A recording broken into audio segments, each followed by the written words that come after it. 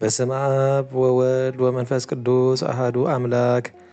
ስንክሳር ንዕለት 14 ግንቦት። በዛ ዕለት እዚኣ ቅዱስ አቦ አባ ጳኩሚስ ተሳታፊ መንፈሳውያን አዕረፈ። እዚ ቅዱስ እዚ ብንእስነቱ ካብ አባ በላሞን መንኮሰ። ንዑ እናተኣዘዘ ከዓ ብዙሕ ዓመታት ገበረ። ንምንኩስና ዝምልከት ሰናይ ግብርታት ኩሉ ፈጸመ። ድሕሪ እዚ መልአክ እግዚኣብሔር ተገልጸሉ መነኮሳት ክእክብ እሞ ከም ሃዋርያት ናይ ሕብረት ማሕበር ከቕውም ኣዘዞ።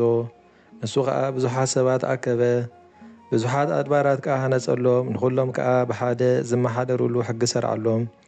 በቢ ዝኽእልዎ ብእዳዎም እናሰርሑ መግቦም ክእክቡ ንጸሎቶም ውሱን ግዜ ንዝምገቡሉ እውን ሰዓታት ወሲኑ ቀኖና ሰርዓሎም። ንሱ ንኹሎም ኣቦ ኣበምኔት ኮኖም። ንኹሉ ነቲ ኣድባራት ነፍሲ ወከፍ ኣብ ትሕቲኡ ኮይኖም ዘመሓድርዎ ኣበምኔታት ሾመሉ። ንሱ ከዓ ንኹሉ ኣድባራት ካብ ወሰን ሃገር ኣስዋን ክሳብ መወዳእታ ላዕላይ ግብፂ እናዘወረ ይበፅሖም ነበረ። እዚ ኣቦ እዚ ካብቶም ደቁ ክህነት ክሽየሙ ኣየፈቅድን ነበረ። ምክንያቱ ከዓ እዚ ከንቱ ዝኾነ ናይ ዓለም ውዳሴ ኣብ ማእከሎም ከዓ ጽልእ ከይከውን ብምባል። እንታይ ደኣ ንነፍሲ ወከፍ ኣድባራት ሓደ ካህን ካብ ዓለማውያን ቅዳሴ ቅዱስ ቁርባን ዝቅድሰሎም ገበረ።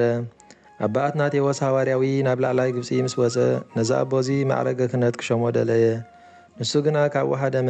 ኣባ አትናቴዎስ ከዓ ነቶም ደቁ ነቦኹምሲ ኣታ ዘይንቕነቕ ቤት ዝሃነፅካ ካብ ውዳሴ ከንቱ ከዓ ዝሃደምካ ብፁዕ ኢኻ፣ ደቅኻ እውን ብፁዓን እዮም በልዎ።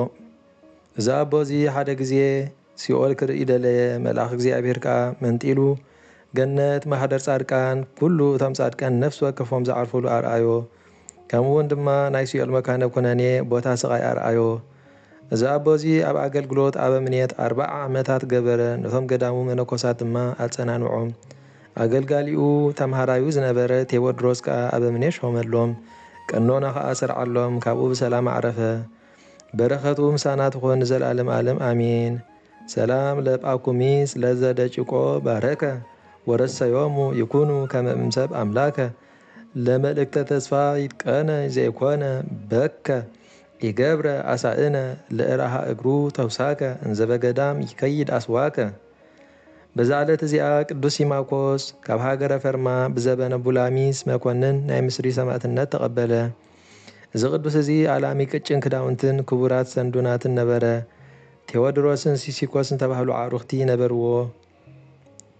በሎሚስ ገዛኢ ምስሪ ምስ ፈለጠ ንክርስቲያን ክቐጽዖም መፀ። ቅዱስ ሲማኮስ ከዓ ነቶም ኣዕሩኽቱ ክምህሮምን ናይዚ ዓለም ክብርን ክሳዕ ዝንዕቁ ክግስጾም ጀመረ። ካብኡ ሰላም ኢልዎም ናብ ዓዲ በክሩ ዝወፀ ናብ ሃገረ ድሜራ ቀረባ እዩ። ኣብቲ መኮንን ዘለዎ በጽሐ። ንሓንቲ ሰበይቲ ክቕፅዓ ከሎ ረኸቦ። ኣብ እቶን ሓዊ ደርበያ ሰማዕትነት ተቐበለት። እቲ ሓዊ ከዓ ጠፍአ፣ ቁሪ ኮነ። ቅዱስ ሲማኮስ እዚ ይርኢ ነበረ። ናብቲ ገዛ ቀሪቡ ከዓ ኣብ ቅድሚኡ ብጎይታና ኢየሱስ ክርስቶስ ተኣመነ። ምስጋና ንዑ ይኹን። ዓብዪ መቕጻዕቲ ከዓ ቐጽዖ። ዕድሚኡ 20 ዓመት ነበረ። ካብኡ ሰቐልዎ፣ ናብ መንኰርኰር ደርበዮ። ብመኼዳ ኣኼድዎ። ካብኡ ከዓ ብዙሕ ደሙ ሓዘ። ካብ ደሙ ነጢሩ ኣብ ሓንቲ ዕውርቲ ሰበይቲ ዓለበ። ንሳ ከዓ ሽዑ ንሽዑ ረኣየት። ድሕሪኡ ኣብ ዕንፀይቲ ሰቐልዎ። ንሱ ከዓ ንጎይታና ይልምኖን ናብኡ የማልድን ነበረ። እቲ መኮንን ከዓ ርእሱ ብሰይፊ ክቖርጽዎ ኣዘዘ። ሰያፊ ወታሃደር ወፀ። ሰይፉ መሊሑ ክቖርጾ ደለየ። እንተኾነ ሓይሉ ደኸመ፣ ክቖርጾ ኣይከኣለን። ከምኡ ድማ ካልኣይን ሳልሳይን ክሳዕ 14 ሰየፍቲ ፈተኑ። ንኹሎም ከዓ ሓይሎም ደኸመ፣ ኣብ ምድሪ ድማ ወደቑ። ብድሕሪዚ ኣብ ክሳዱ መጻን ኣሰሩ እሞ ናብ በሪኽ ጎቦ ሰሓብዎ። ነፍሱ ናብ ኢድ እግዚኣብሔር ኣረከበ። ናይ መንግሥተ ሰማያት ኣኽሊል ሰማዕትነት ከዓ ተቐበለ። ካብቶም ወታሃደራት ሓደ ጸማምን ዘይዛረብ ዓባስን ነበረ።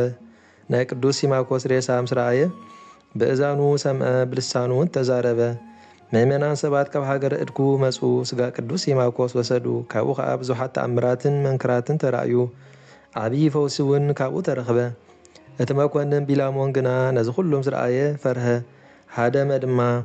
ናይ ክልተ ዓድታት ድርሜርታይን ሰባት ተኣከቡ። ናዝማድ ቅዱስ ሲማኮስ ከዓ ጸናንዕዎም። ኣረማውያን ድማ እቶም ኣብኡ ዝተገልጹ ተኣምራትን መንክራትን ርእዮም ኣመኑ። ጥምቀት ክርስትና ተጠምቁ። ሰማዕትነት ከዓ ተቐበሉ። ቁጥሮም 1750 ሰብኡትን ኣንስትን ዓበይትን ወራዙትን ነበሩ። ኣስማዱ ከዓ ንስግኡ ፀይሮም ብዓብዪ ክብሪ ናብ ሃገረ በርሙን ወሰድዎ። ናይ ሃገረ በርሙን ገዛኢ ብናቱ ጽቡቕ ኣልባሳት ገይሩ ገነዞ። ጽብቕቲ ቤተ ክርስቲያን ሃነጸሉ ሬስኡ ከዓ ኣብኣ ንበሮ። ካብኡ ከዓ ብዙሓት ተኣምራትን መንክራትን ተረኣዩ። በረኸቱ ምሳና ትኹን ዘለዓለም ዓለም ኣሚን። ሰላም እብለሲማኮስ ሰማይት ኣውቅዮ ተርእሱ ዘስእኑ ካዕበተ ሱባኤ ሰየፍት ወሰላም ካዕበ ለማህበራኒሁ ኣበይት ኣሱሩ 107 እደ ወኣዲ ኣንስት። ምስጋና ንኣብን ወልድን መንፈስ ቅዱስን ሎምን ኩሉ ሰዓት ንዘለዓለም ዓለም ይኹን። ስንክሳር ንዕለት 14 ግንቦት ተፈጸመ።